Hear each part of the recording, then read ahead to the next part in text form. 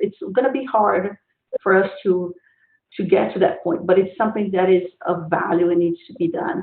Um, One of the things that I wanted to bring about when talking to, kind of following up what Pushpinda said, is that there's tremendous value when you localize that experience. Um, because it's not just the translation. A lot of people think that localization is the translation. One of the things that I observe is that currently, or at least in many companies I've seen, is that the current process has UX and localization in the opposite end of the product creation process. And these should be close together.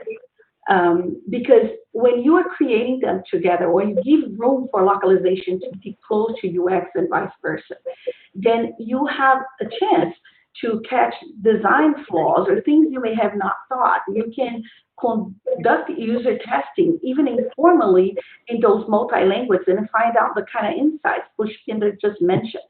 You get feedback from your developers and your linguists and other people involved in the company. You get ready to launch your product in multiple languages because you kind of weeded out a whole lot of problems that can come if you leave localization to the end. And not only that, you lower the risk of having lower errors in localization and redesign. And I have seen that in many projects that I have worked. So to have that positive impact, you need to think about what is the cost of not doing this the right way, right? What if happens when you push those too far apart and didn't wait to see what happens? So what is the cost? And then analyze this and then maybe decide, well, it's time to put those two together and then save from a lot of costs and problems that will absolutely happen. If I can jump in there, I think you bring up a great point, Adriana, and without sharing specifics, recently we conducted research where, to your point about how do we bring it together, right? How do we take the UX and the product world and bring it together, because they actually, inform each other, right? And Mm-hmm. you can catch problems upstream instead of downstream where it gets very painful. So we did a research project because we realized that, in the way our onboarding process is set up for our merchants globally, there were some pain points and frustration. And it was all related to content in terms of the terminology. So how we call certain roles in certain businesses, right? The owner, the shareholder, the CEO, those kind of terms that we led with that were simply localized to those markets weren't working. And so we had to go back and sort of bring the product team into it and say, let's do some research, let's look at these markets and understand from a terminology perspective, do these terms even make sense? Not only from the perspective of how businesses are structured in these countries, but how do people perceive the role behind this term, right? What are the functions of the shareholder, the owner? And it was amazing because we were able to simplify the source experience, the product experience based on these insights, and actually drive business impact, because we ended up simplifying to a set of terms that made the most sense to these customers. And that led to a much better onboarding experience and less friction, which in turn led, to that business number that you really want to see at the end of the day, right? Like that's how you show, proof in the pudding, right? The business impact. So just to your point, we need to integrate the product world with the UX world so that we can actually work towards that same goal. Good point. I want to pick up on something else that you mentioned, Pushpinder, earlier, talking about you focused on Japanese or the Japan market in one aspect of your research. So I want to, given the fact that the data that we got from this white paper about increasing sales 100 to 400% and so on by doing that, I want to ask the rest of the panel as well if you measure customer experience for each market And if so, what data would you track for those parts? Yeah, so I can take this question, Jonas. If you look at my product, Microsoft News, it's a very widely used product, and we look at what is the business impact. We typically have over 550 million users every month who come to the product from 180 markets, and we make the product available in 31 languages. The other data point that we track is our position versus other multi-platform news sites in the world. According to ComScore, we are #1. So we do have a lot of metrics about the business impact of the product. Now, what we do is that, and the advantage of this type of online product is that in the past, traditionally, you build product in a box, you put them in a store, and then you got some feedback from users maybe a couple of years later. Now, with an online digital business, you instrument the site and the experience so that you can see what users are reacting to or what they are not enjoying real time. And this gives you a tremendous amount of information that you can use to refine your product. Now, clearly, data and privacy is a very sensitive topic. So, in our case, before collecting any data, we either do it through transparent voluntary feedback mechanisms where the users have got an option to come to us and say, hey, we have a problem with this particular area of the product or with this language or market. And that is something that we look at in every market and we react to as needed. And then alternatively, we also look at fully anonymized usage data. So what we do is that through telemetry, we can see what content and what features are resonating with users that we can then accumulate or slice and dice at different levels. Do we by entry point, by market, by language? And this allows us to begin to see macro trends that we can incorporate to inform some of the future product decisions. Now, one thing that we do all the time as part of being an online product is that we're always running experiments. At any given point in time in our digital products, we're running tens of different experiments where we typically create a default experience and then some treatments that we measure against our default. And what we find is that we're all very, very smart, very hardworking people, and we come up with a bet that we believe will make the product better. But typically, what we find is that the majority of our experiments yield the results that we had not anticipated, which is always a great data point. And you want to do this in as quick a way as possible, so that you fail fast, learn from your explorations, and then incorporate them to make the product better in the future.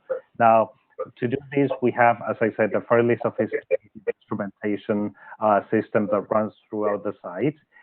And then we create scorecards that let us look at what people enjoy or don't enjoy about the product. And we typically look at the actions that people take on the site.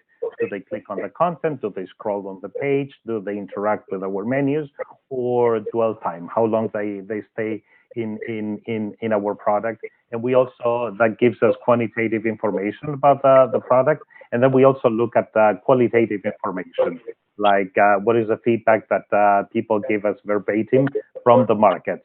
And when we look at all of this, we actually take culture and market situations into account. If you look at user feedback, some markets typically give you very positive feedback no matter what you do. Other markets tend to be more critical. So you have to be mindful of what is the cultural makeup of the different countries. At the same time, you always have to look at what is going on at the market at the same time that may give you a false signal in your experiments. For instance, we had China on holidays for the best part of 1 week last week. If you were running an experiment or if you were looking at your user engagement metrics in China, last we've seen a tremendous. If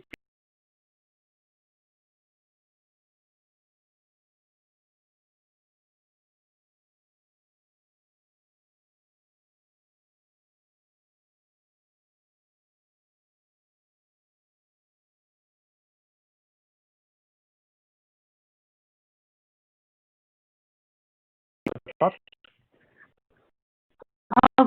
So, Oh, hi. I was just going to say that I think that's really interesting. At VMware, we experience an extra level of complexity in that so many of our products are handled through partners and resellers. And so the instrumentation that if we deploy a product, we might have about the end users, we don't necessarily have it. And so working with our partners, interviewing them, asking them for data, which they guard very closely, not just for well, for competitive reasons as well as for legal reasons. Really, really super important. So I think, Pushpinder, at one point you mentioned it's qualitative data as well as the quantitative data. We really have to look at everything. And we do use this to inform localization as well, because we all have limited budgets. I wish we didn't. I wish we could always do the right thing in every language. But there are places where we know that localization might be, that higher quality might be more important. And so getting it right is more important. In other places, time to market might be more important, and getting it done quickly is very much more important. And so all that data has to be balanced and brought into the picture in terms of how we localize those customer experiences. I think those are all the kind of things that we as well, track, all the stuff, Pedro, you mentioned, A/B testing, qual and quant. Just to add, though, to the picture, so for us, we understand that every market is different and that the questions or the ways we measure customer experience has to adjust to the market a little bit. That said, we do have there are industry accepted standards, there are single metrics that can be taken as a way to get a signal of where there may be a problem in which language. And to mention a few, the Net Promoter Score, or NPS, is one that a lot of brands use. But we've moved away from NPS because we think that it's a brand level question versus a content localization quality question. So we've moved towards a customer effort score, which is also an industry accepted standard. It's a CES, it's a 5-point scale. And essentially it gives us, think of it as a signal. That's all it is, right? Because you want to triangulate data from different sources to really zero in on where the problem lies. And so we see our CES at the high, altitude where it gives us a sense of which market, which language there may be an issue in terms of the ease of use of completing a certain task, a certain, experiencing a certain feature. And then we complement that with a data view in terms of behavioral analytics. What are customers actually doing on the site, right, in these markets and in this language?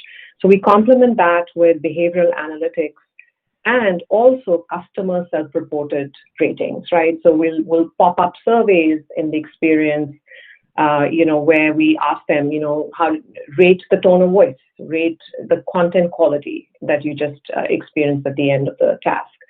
And so all of those data points help us triangulate information that then becomes very actionable for our teams.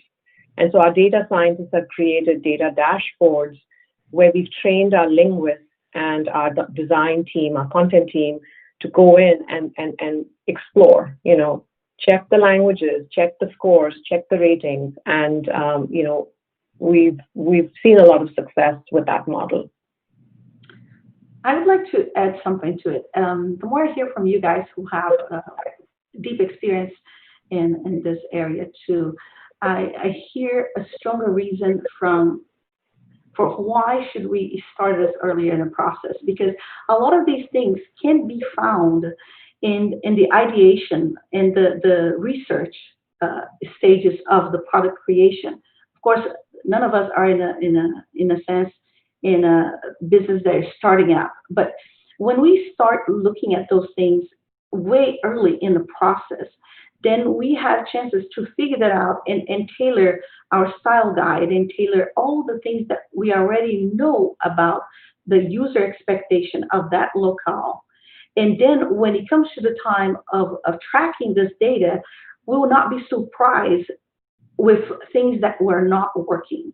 Because if we did our homework all earlier and we're not working in silos, and UX in this corner thinking about the design, and localization in this corner thinking about this, but we are collaborating and we are working together, then what happens is that when the product is released and we are looking at this data, we'll see better results, we'll see better engagement, we'll see more user satisfaction, right? The consumers are happy, they are buying, they're using the product. And this is all because of that big cycle that has to happen. So I keep going back to the point that the earlier we put those two together, the better we'll see, better result we'll see towards the end. Like how amazing it is to look at your data and see that all things are falling in place. And it's like, what a great satisfaction, right? This is a great sign that the work has been done early. And I think that a great thing is that you build trust with the people, whoever they are, wherever they are, you know, users, independent where they are. If they are happy and they trust your brand and they trust your product, they will be your ambassadors. And then that will just bring more business. So there's no negative in doing those things earlier on and working them together, because that's what we all want. Um, and a lot of those things we'll find out on, instead of finding them later on by data, finding, oh, why this data is not reflecting this way. Let me go back and find out. This is also a way to do it. So I guess the $1 million question is that how do we put UX and localization to work together, right? So there's different ways to do this. Ideally, you know, the mythical world of perfection, we would have figured that out day one, and we would have the budget, right, Mimi? We would have all these things kind of working together. But the reality is that it doesn't always work that way. Things just happen. So whatever you are, what can you do to make this happen and to work in such a way that later, as you're looking at the data, you have the best data you can get. Yeah, and I think that's a great point, Adriana. And I think the way that I like to think about this is it's a bit of a virtuous cycle. You know, we have the opportunity to learn about stuff and do better in the future. And it starts at the beginning. You know, when we have an ideation phase for a product, you have to be thinking about, you know, is this product going to be successful worldwide? Do I need to make any adaptations? Talking with the spec owner, with your program manager, do we need to make any adaptations to the functionality, to the content payload, so that this product is successful worldwide? So you inject yourself into the ideation phase. Then when it comes to execution and code development, typically from a globalization point of view, we provide two types of services depending on the organization. You do the localization of the UI strings, and that you want to automate as much as possible. And you may also want to do international software internationalization consulting, because there are some areas of software internationalization, such as the right to left thing, which are the gift that keeps on giving. And frankly, many developers don't work on this stuff every day, so they need to be trained and educated. After that, you go into the deployment phase. You know, your team, and whether you're a vendor or an FTE at any of these organizations, can help make sure that the product is properly accessible from the market in the languages and with the content that you expected in all of the languages. From that point on, you go into more of a maintenance mode, where you collect data about the product, you look at the feedback, both quantitative and qualitative analysis, as we were saying, and that actually spans new ideas that feed the next of the ideation. And this allows you to create a cycle where you make the product better and better over time, and you also build that trust, because you become the go-to person for this part of the product with the engineering teams. Pedro, one of the things that you're saying really resonates with me, and it almost sounds a little bit like what we're saying in diversity and inclusion areas, that we need Absolutely. to be each other's allies. And we're coming from these diverse groups, we're coming together from different areas, and we're in complete agreement with each other that that the UX, the customer experience, the localization, we have to be each other's allies. I think I've been fortunate in my most recent role that I also had the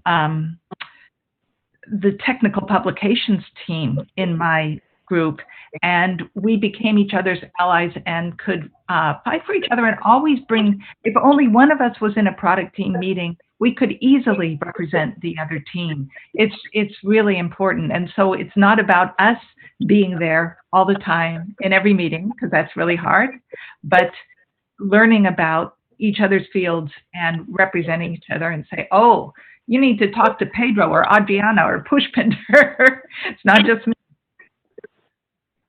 And just to end that note with, my work in customer research would not be successful for a global company like PayPal if I didn't work closely with our linguists and our localization team.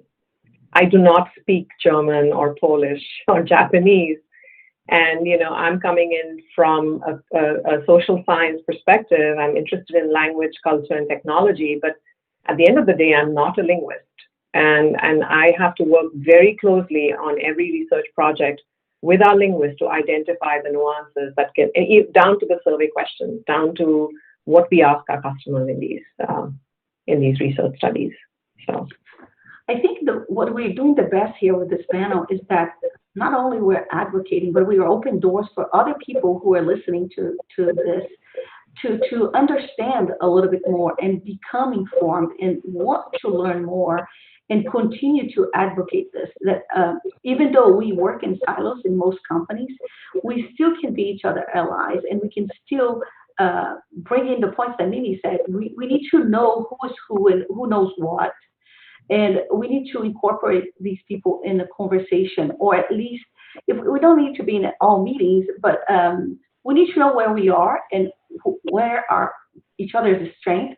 So, like Pushpinder said, I go and talk to localization. Where I'm localization, I go talk to UX. And as Pedro mentioned, we may not be in the beginning of the product, but there's a cycle. So even if there's just a new feature coming up, how are you going to name that feature in English? Well, what if you bring the somebody from localization to see what is the impact if I call this feature, X name? Will that be something that will work? And then bring somebody from UX. Well, how will this work in the UI we're presenting this? Do we need to think about space? So there's all these conversations that need to be happening and not divided in silos. They have to be together at some point.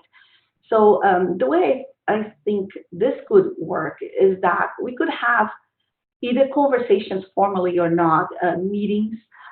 We could have somebody to represent the department to go talk to these other people, or we should at least be aware, because not everybody, like Pushpina said, will know all linguists or will be a linguist and will work in UX or will work in content writing. We need to be our best allies. In fact, I tend to tell everyone that I know that UX and localization needs to walk hand in hand, because we should be our best friends. We should be working together, because together we make the best product and we make our customers and our users happy.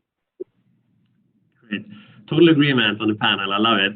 So one aspect here that I think is important. So you're talking about getting sort of upstream and addressing both the global customer experience and localization in general early on, right? Getting part of the ideation and design phase.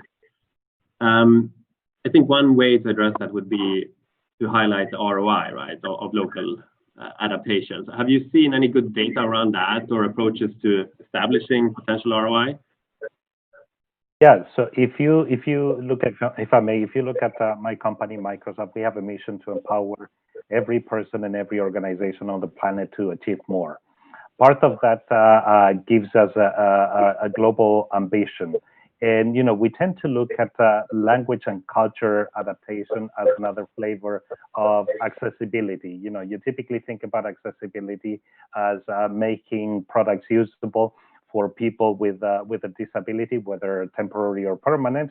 But if you don't have access to information in a language that you can understand, then it presents the same type of barrier. So typically for my product, all of the UI elements are translated. That's fairly standard. Now, the interesting thing about my product is that we are a news product. So UI represents a very small part of what we do. We actually had to come up with content which is sourced locally. So if you look at the Microsoft News in the States, in Canada, or in Japan, even if the language is shared, the content comes from a different local source. We have over 1,200 publisher partners worldwide, which equate roughly translating to 4,500 different brands. So if you're looking at any topic, for instance, a soccer match, and I'm a fan, and we have had some European championships this last week, you can see the same match, basically the same event, covered from two different angles, and we had to go through the effort of actually reaching out to the publisher partners in all of those markets. So the UI is translated, the data is sourced locally, and then in some cases we make some UI adaptations depending on the market. Typically, Japan is the sweet spot because they are a fairly large market, and they typically have a different UI UX representation. So if you look at our products in Western cultures, we typically like a very minimalistic approach where you have a lot of white space. In Japan, we had to experiment and validate that the higher content density it drives more engagement, and that's something that we do. Now, you cannot adapt every product to every market in a scalable, efficient, and economical way. So typically, we look at the ROI, and ROI for us is typically defined as, do we get multiples of the investment by way of additional engagement from the users, or we may look at some other opportunities where we have the possibility of actually significantly growing the users or aligning with another initiative that the company has as part of the strategy. So we will use those criteria, dollars, users, and alignment to decide how deep we go into the markets. And again, if you look at our product, in some markets, we have a dedicated native experience. In other markets, we fall back to a culturally suitable substitute because there is no ROI for us to invest in them. I echo what you say, Pedro. One of the ways that we've been able to show ROI is by example. So there's nothing better than a new product in a new market. And so when we've done an acquisition and say the Japanese team says, if you localize, I can't tell this, but if you localize this, I can sell X million. And we say, okay, well, it's going to cost you 200,000 to localize. We think that's a pretty reasonable ROI. So we show that kind of ROI, and then we track it over time. And then that becomes the example. And while Japanese is a great example, it's just one market, but it's a prime market, and people are often willing to start with that. And then when they see the return, they go on to the next language. We'd rather have people do all of our 7 languages all at once, but it's a great way to get people started. And having that example is a prime, a very nice way of showing that it works. Okay. So being mindful of time, great conversation so far, but let's shift gears a little bit and look at some maybe advice for the audience. So what about pitfalls? What type of challenges have you run into? Do you have any good examples of things that people should be aware of and try to avoid? I can take that one. We were, this is to an example that we learned about a market more closely, and it informed our localization process very much, which is India. So we had a product team that was getting ready to release a feature in India in 12 languages. And they were going to just use the traditional approach, localize it to 12 languages, take the US source experience and translate it to those 12 Indian languages. When you think about India, it has 1.3 billion people and there are 23 official languages. And there's incredible complexity in terms of culture and how people interact with technology and all of that. So we made a case with the product team that we needed to understand this market, even if it's a couple of languages that in the Indian context, to really, shape our approach for this very key market. And we ended up going in with a couple of assumptions, which were proved wrong. The first assumption was that we assumed that people with low literacy in English or limited literacy in English would not be using apps in English. And that if we offered the app in their native language, they would use it. And that assumption, fell apart when we actually did ethnographic research with customers who use apps like Google Pay and Amazon Pay. And we found that people with low or limited literacy in English are actually preferring to use those apps in English because the native language in the digital translation is too complex and was written in a very old-fashioned, complex, not conversational approach. And so people who are even very literate in their own language, in Hindi or Malayalam, chose to use the apps in English. And it was just really an aha moment for us that, what is not being delivered through the localized experience, that this is the scenario, right?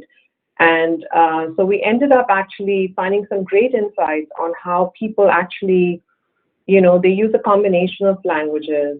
That's how they talk in everyday life. We need to think about localization approaches that mimic those everyday conversations that are more colloquial, and things around consistency and, what words we use in the UI and how simple we keep it. And it's really actually helped the product team understand the value of customer insights to inform the localization. I'm going to bring a new example to going for what Spinder said. I'm working on a side project for a Brazilian TV news channel.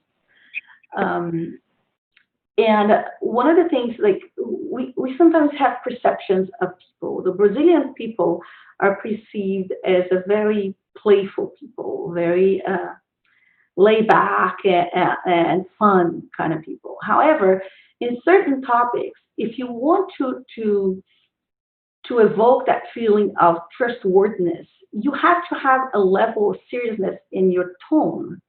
Otherwise, they don't take you seriously, and then you become like a gossip column, right?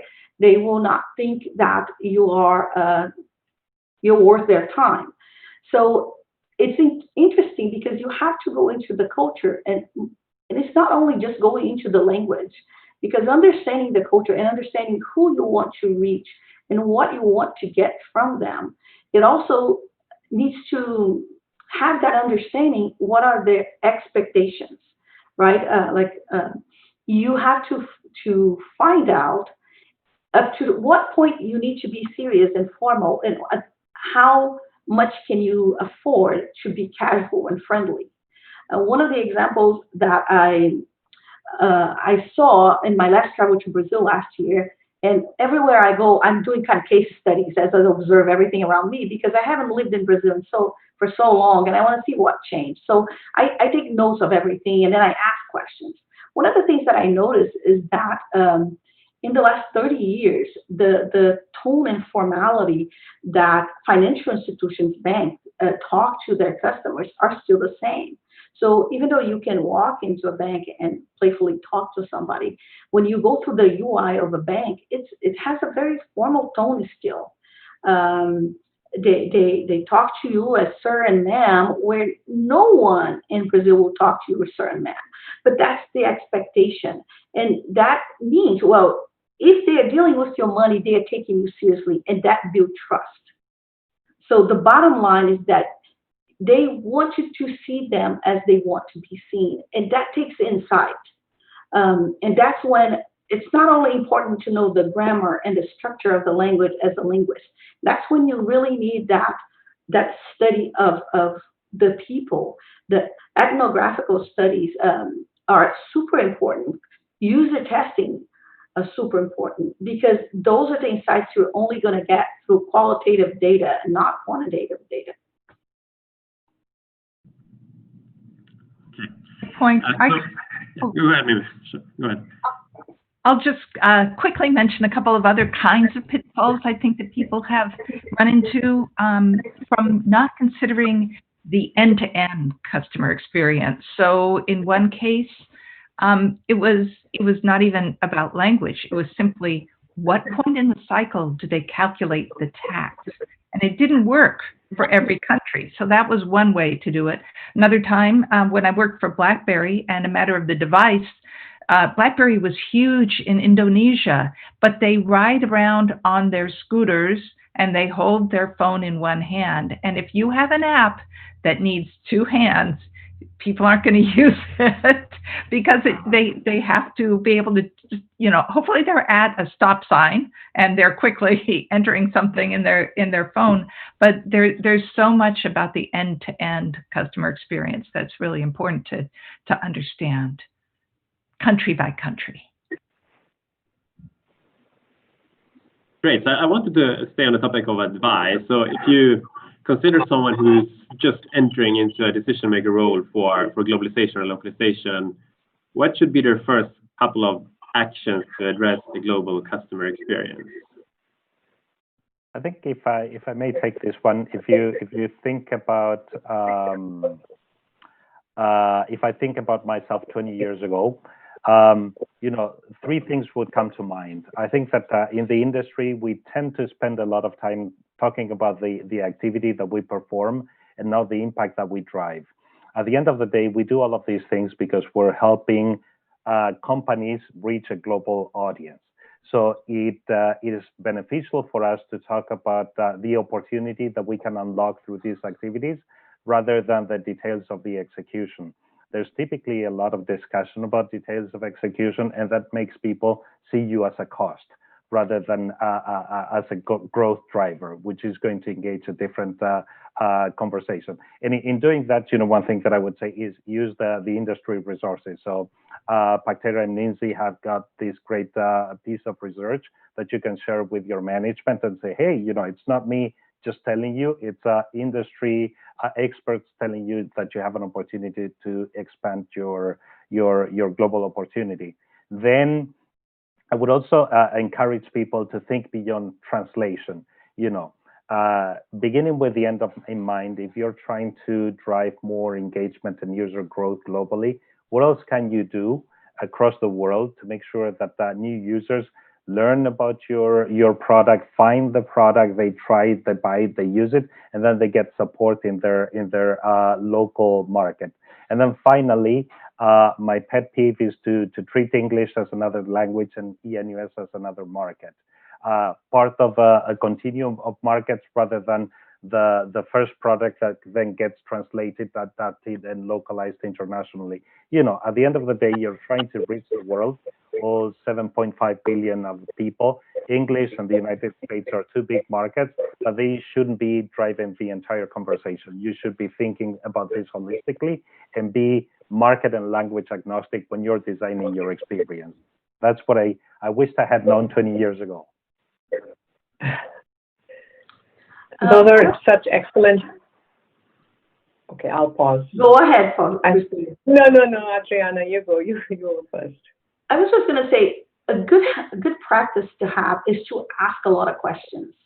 In localization, we may not be trained to ask a lot of questions, right? We receive text, we react to it. But that's when my UX training comes to hand because before we do anything, we ask questions.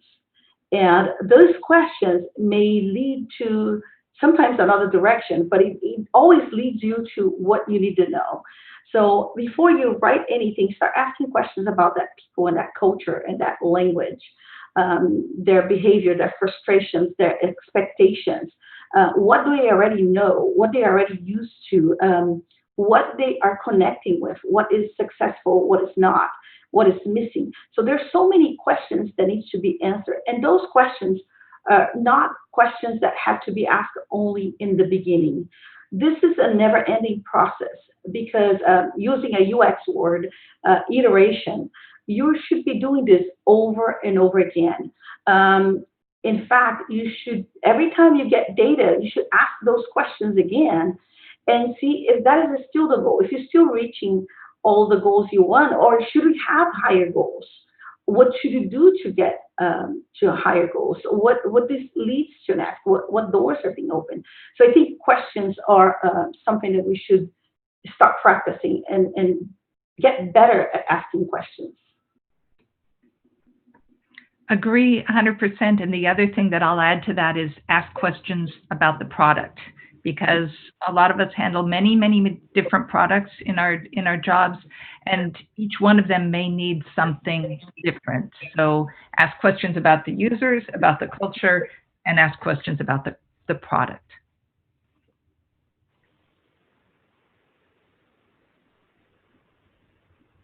You want to add something, Pushpinder? Everything that you all have said, I echo, completely. I think the one thought that was coming in my mind is, become an advocate for the customer in your team. Be the voice in the room, that asks those questions as the linguist, as the localization expert. You're working possibly with, a US-based team. I'm making a huge assumption here, but, the product manager for that product is perhaps US-based and may not be thinking about all these nuances. But as the localization expert, as the linguist, take it upon yourself to become the advocate for the customer. Ask those questions upfront and get a seat at the table. Ask, when can I see the creative strategic brief on this one? Tell me exactly how this product is going to work. Elbow your way in. I think this is where we just have to advocate for ourselves and our customers, because no one's going to do it other than you.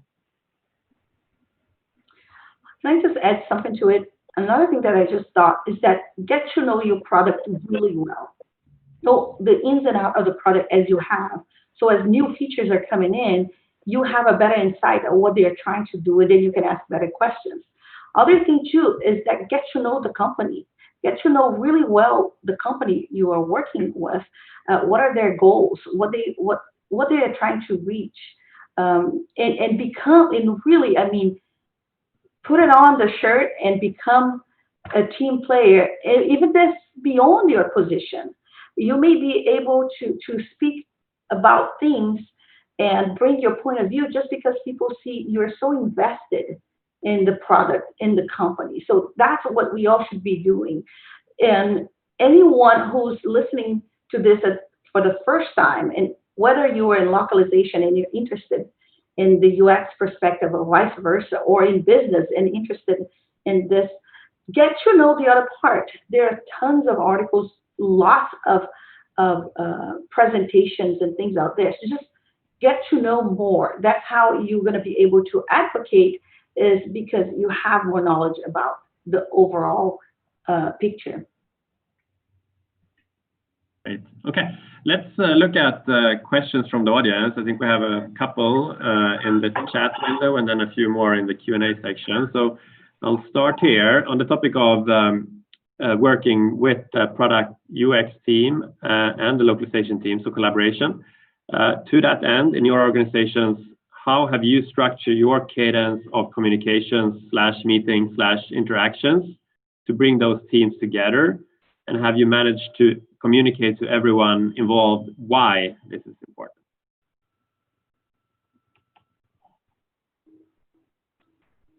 So I think there's two different cases here. One is when you're working with a new product team, and for us, so that perhaps someone who has come in with an acquisition, that's where we have really become organized, so that we reach out to them as a group of of teams that are not the core part of the product team. We are perhaps services that are available to them. We are the people who can help them understand what to do. And so we have a specific cadence of introducing the larger set of services, and perhaps localization and product documentation would be a part of that. I think in terms of existing products, that's where it's really hard when you're reaching out to people who haven't been as open to you in the past, perhaps. You have to do the right thing for them. There's not a set cadence. You have to find out what part of the organization. Is it product management? Is it engineering? Who holds the decision making for that team, and approach that team appropriately. That's how I would start with the communication. The other thing that I would add to what Mimi was saying, there's this acronym WIFM. That's the radio station that everybody tunes into. What's in it for me? Put yourself in the shoes of your stakeholders. Identify what is critical, what is valuable to them, and see how you can help them. Because by helping them, you're making yourself useful, and they are going to be more prone to bringing you into the fold. And in doing that, I would totally advise, becoming a good storyteller. Identify 3 or 4 anecdotes that you can share with people to tell them about, the pitfalls or the opportunities in what they are doing. A few years ago, I was doing something different, and we were exercising an e-commerce site end to end, and we actually went through the process of returning a product into the company in one of the markets, and we had bought some big boxes, like gaming devices, which are fairly hefty, and we tried to return them. And one of the things that we found out was that in one of the markets, Singapore, if memory helps me, the person who came, the courier, was actually a bicycle driver. And there was no way under heaven that the bicycle driver would be able to pick up a gaming device box and bring it to a storage facility. So that sparked a very good conversation about, hey, how do you account for delivery services where everybody doesn't bring a truck by default? And that is a very good anecdote that I have used in communicating with new stakeholders who may be wondering, what is the value of what these people do? You paint a picture, you make it very tangible, and they say, okay, this person has got a good case, or else they have some research, and I can relate to how that is going to help me not do duplicate work or redo work in the future. Just add a simple perspective from our world at PayPal. So I was thinking of the role of the content designer, so the content writer, and I see them as being almost like the center of this. As they create, they're working hand in hand with the UX design team in our model, in our approach to how we create experiences. They're a UX designer completely. At the same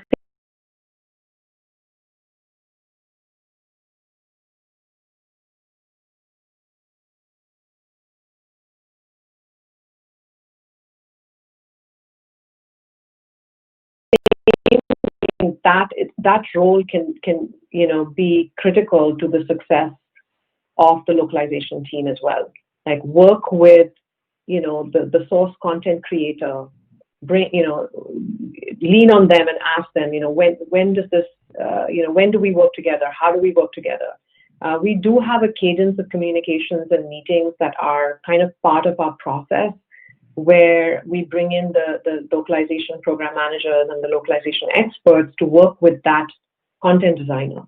Now, is the UX designer in that conversation? Probably not, right? If something is flagged from a UX, UI design perspective by our content designer, yes, they would be willing to come in and listen and adjust the size of the button and whatever it may be, or the icons they're using.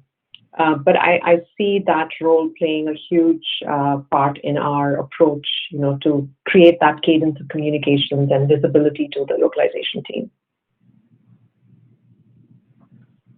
Okay. We have a few more questions from the audience. So one is, how do you successfully sell UX localization to companies who balk at the high cost associated to not only with the initial project, but also the constant upkeep? How do you convince people to do UX localization? Okay, I can take that one. As a contractor, currently, I am the lowest in the food chain, possibly. But what I did is that once I started doing the work that I was hired to do, I started taking notes of the patterns. And so as I was progressing with the work I was hired to do, basically, I was creating on the side a case study that of all the things that I was seeing and all the patterns that were creating and issues that were either there or coming, right? So within a few weeks in the company, I asked to report what I had found. And then I created a presentation and I worked really hard on all the things I had found.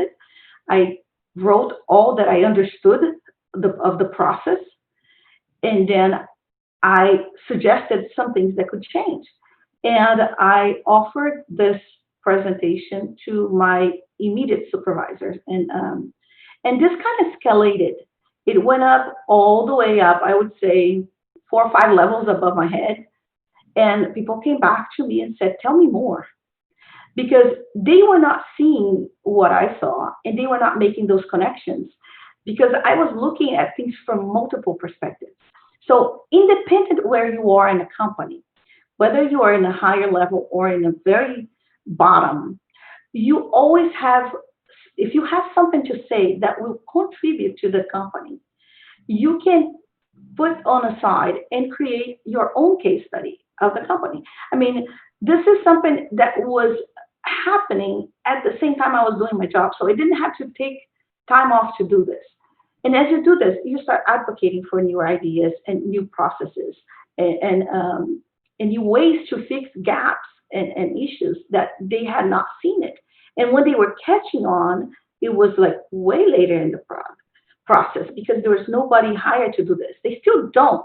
But I've been doing this. I've been advocating and I've been telling them things that they don't know. So find what they don't know and then tell them and find out who you should tell them first and then try to get to the right people. Try to find the right stakeholders and then things will happen, right? So that's how everything works. If I may add a few more comments. At the end of the day, it's all a matter of ROI. And for that, you have to begin with the end in mind. What is the ultimate goal of the product or service that you're working on? And that's typically, in some cases, profit, in other cases, distribution of information, depending on your product. So be very clear about the ultimate goal of your enterprise, and then present a viable case of how these activities can help you achieve that goal. If your goal is to get more dollars, then it's a matter of the opportunity cost. Do you want to invest in marketing in, say, the United States? Or do you think that by providing localization in Canada or, say, the Philippines, you're going to be able to grow your market? And you can look at the relative ROIs. And in doing that, again, use whatever resources and research is available to you. We were talking about this paper that you guys have put together. There's also a very interesting study by PricewaterhouseCoopers, which is the world by 2050, which projects where GDP is going to grow between now and 2050, which is only 30 years away. And they are saying that the largest GDP countries by GDP in the world are going to be China, the United States, India, and then Indonesia. So if you use that macro trend, that can help you inform and nudge your organization along to think about, hey, if that's where the users and the dollars are going to grow, the dollars or the rupees, as the case may be, what are we doing to position our product for growth in the future? And that becomes a very exciting conversation, because again, if you're approaching this as I'm a cost, I'm a toll gate that you have to go through, people will tend to shy away from you and avoid you. If you're thinking about, this is our goal and this is how I can help you meet and exceed that goal, people are going to be more excited to partner with you. Great. Moving on a bit there, we have a couple of questions still, some more coming in. So one big topic, future-looking topic, AI. So what role does AI play in terms of hyper-personalization with the customer experience? If any of you have looked at that. AI is outside of my scope as of now. I have looked into some things just as a curiosity. And one thing that I see that I thought was very interesting was I read a study that said if you try to have your chatbot speak to the customer in the same tone as your company persona, let's use the example of Flo in Progressive. She's kind of quirky, she's kind of funny. So it's a big risk because yes, you may be kind of communicating brand and communicating that brand persona, but it may not be what the person on the other end talking to the chatbot is expecting. So while there is a level of personalization that needs to be done, you need to think about when do you stop that personalization, either as the representation of the company or how the user expect to be talked to when they know they are talking to a robot. This is a robot, you're not my best friend, so don't try to talk to me as I am your best friend. So there's a fine line on those. And there are many, many good studies out there if you're more interested in, but I haven't worked with that. I'm interested, so I read a lot about it. I think this is an area that depends so much on the industry that people are in. And so I've talked to some people in the game industry who have done really interesting things around this because they can track exactly what their users are doing, and the experiences that they present to them can be so customized to the user. I think the chat box is probably in my enterprise software world, it's the closest thing that we get to having something that's informed by AI. But we're not at the point where we can collect enough data yet to really know each of our users, and so much is also held back. I won't say held back, but it's defined by privacy rules. And so that's one area where I think things are going to have to shift a bit for us to really make changes in that direction. One of the things that makes me, that makes me think about in AI is also voice command, because it's kind of like the same kind of ball game. And we see more and more because of all our devices. In my house, we are surrounded by Google and Alexa and all these different things because my husband loves those things. I keep waiting for him to bring one that will do the dishes. I haven't found that one yet. But but voice interaction and AI are very correlated. So how we talk to these instruments. So you need to think that when you're talking about communication with a device, it has to be a simpler communication. You cannot ask deep and complex questions because the bot's not going to be able to answer it as of now. It will be scary when they start telling you, having very humanized conversation. But voice is another thing to think about AI and how we're going to deal with it as far as localization and what kind of voices we have in each different culture as we talk to those devices.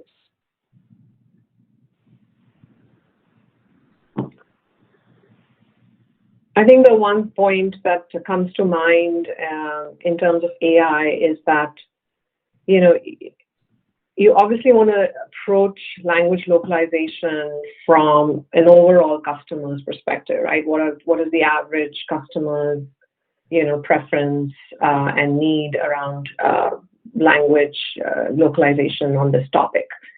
But I think there's an opportunity there to take it to that next level, which is in places where you can create delight, in places where you can use AI to solve for things in a proactive way when things go wrong. You know, there's a lot that can be done that can, you know, really facilitate that experience that customers are having with your brand at the right moment, right? And then the other point that I'm fascinated by the topic, and I've got a book club at PayPal, and we are digging into it. But the one thing that comes to mind always is the bias, right? In terms of how these language models historically have come through, in terms of a gender bias and a racial bias. So, you know, these models have been, you know, trained by humans. And so obviously the bias that exists in society is reflected in these AI models. So how do we keep an eye out for that and continuously clean up these models to make sure that we're not perpetuating racial bias and gender bias? Yeah, that's a great point. I want to ask you as well, Pedro, on this topic, because you represent a team that works with news, right? It seems like an area that would be ripe for hyper-personalization. Yeah, I'm not a specialist in this area. We do combine machine curation or machine learning to choose the right pieces of content that different users will see, with human curations to look after the topics that we believe that everybody should hear about. You know, this is something that we have been doing for some time. I think that in our case, we're looking to maximize engagement with our product, so the algos are fairly automated. You know, there's two basic phases of exploration. You know, what do people in general like to consume, and you try multiple things, and based on the trends and what we know about you as a user, then we can customize the experience for you. I think that in this panel, I would echo the comment that Pushpinder was making. The important thing is the ethical aspects of artificial intelligence and the biases that may be brought into products. And, you know, as stewards of the global experience, it's important for us to make sure that when people build AI systems, they're thinking about the world in general. And that talks about languages, that talks about voices, that talks about body types. And those should all be brought into the consideration when building products. Excellent. I'm going to squeeze one more question in there, actually combine two questions into one. And it's a pretty practical question, so practical advice from you guys. So what skills do you believe localization specialists should have? And are there any courses or books about localization/UX design you would recommend?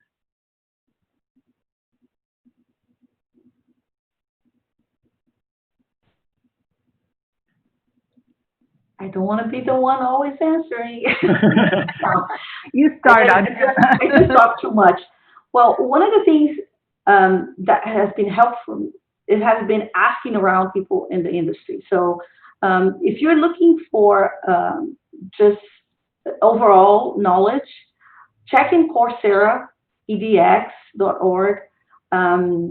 Even local community colleges, they have courses in either localization or UX. It's harder to find those two things combined, right? I think there's a few people who are putting those things together, and there are a few articles, there's scholarly articles, but there's not books per se.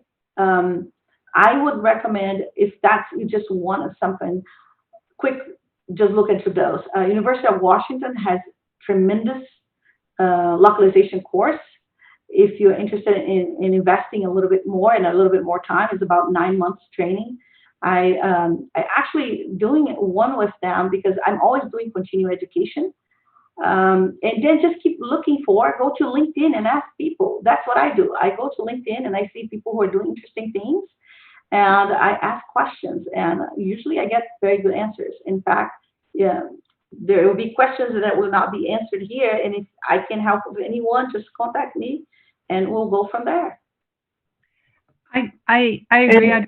I have seen that there are a number of books on, and I'm not going to vouch for any of them. I'm just going to say, search Amazon.com for localization and UX, and you'll bring up some things about the multicultural experience.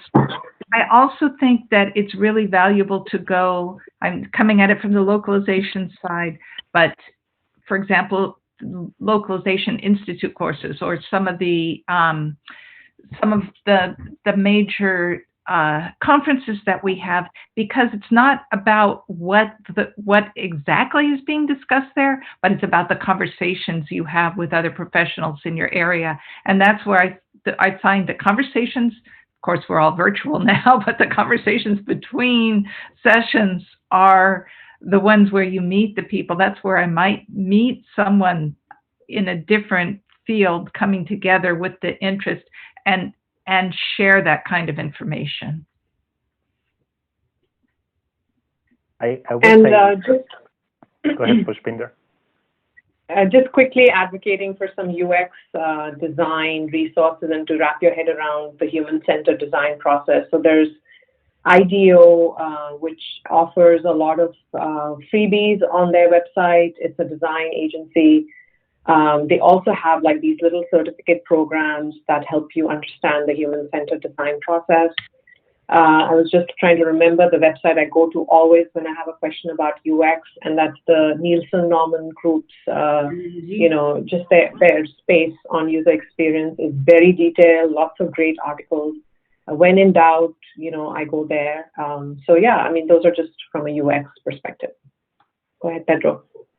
Yeah, I would say that, interestingly enough, the traditional localization space is evolving very fast. Translation is a problem for which there exists a solution. So, I would advocate for people to move away from translation as a core function, because, that problem is fairly well understood and organized. And, for people in this industry, other than translators, then I foresee two paths. You can either become a workflow machine translation specialist, where you're building the systems that automatically detect changes in the code and then facilitate integration with industry standard tools, whether that's translation memory, machine translation, you name it. So that part of workflow building. Or else you think about product management and UX. How do you help the product be more successful on a global scale? I see the industry moving in those two directions. And then, as the sitting chairperson of GALA, I would totally recommend that people join the Globalization and Localization Association. It's a very good deal, $1,500 for your $1,700 actually, one time, for everybody in your organization, and you will be surrounded by people in 400 plus different organizations, from clients to universities and training and academic institutions, to people in the LSP system. And I will stop after my plug. I have one more comment on the skill side. Just wanted to mention, I wish I could get more data scientists who or localization people who knew more about data science, because that's one area where I think we need more people to know what to do with our data, how to get it, and what should be important to us. So. For sure.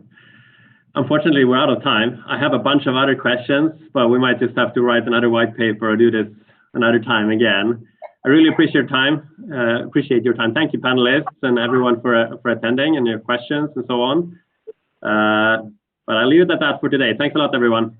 Thanks for listening. Thank you. Thank you. Bye-bye. Bye.